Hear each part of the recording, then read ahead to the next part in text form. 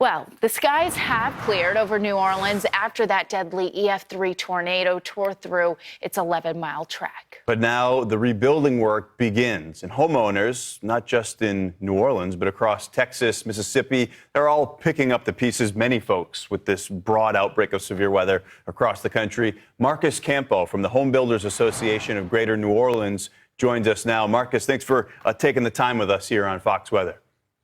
Yeah, absolutely, guys. Glad to be with y'all. Some of these residents have just lost everything in a matter of moments as this tornado ripped on through. Where do you even begin in this process of rebuilding? And what's that process like, especially when you're dealing with significant widespread damage like what we're seeing there in New Orleans?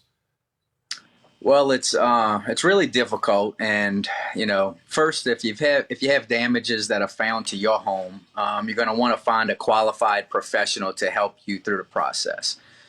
If it's a local resident to the New Orleans area or Greater New Orleans area, they can go to our website at the HBAGNO.org, and they'll find a directory of qualified professionals. You're still going to want to make sure that they are up to date with their licensing and insurance. You're going to want to have a contract that details the scope of work that's going to be performed. That'll be signed by both you and your contractor. And most contractors will require a deposit before they schedule work to be performed. You just want to make sure that you're not going to pay them in full before the project's completed.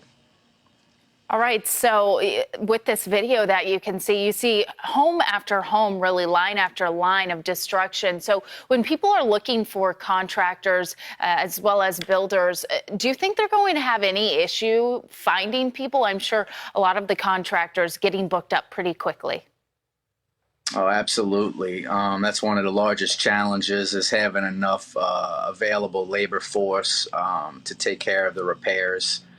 Just want to make sure that you're looking for a well-established contractor that's familiar with your area and requirements for repairs there. Some of these guys can come in from out of town and sometimes leave homeowners kind of high and dry. Wow.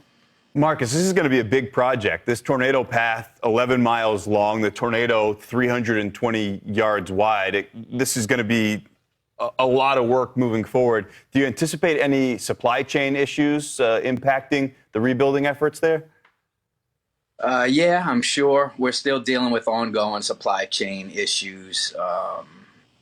They really have never gone away, and they just seem to continue. So between labor shortages and material shortages, it can be very difficult to go through this process. That's just another reason why you're going to want to find a qualified professional who's familiar with dealing with these issues already.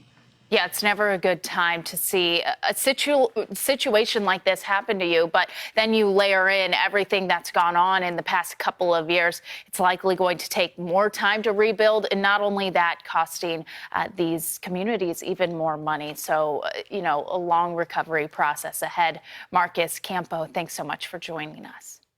All right, guys, thanks. That process just getting started there, Bridget.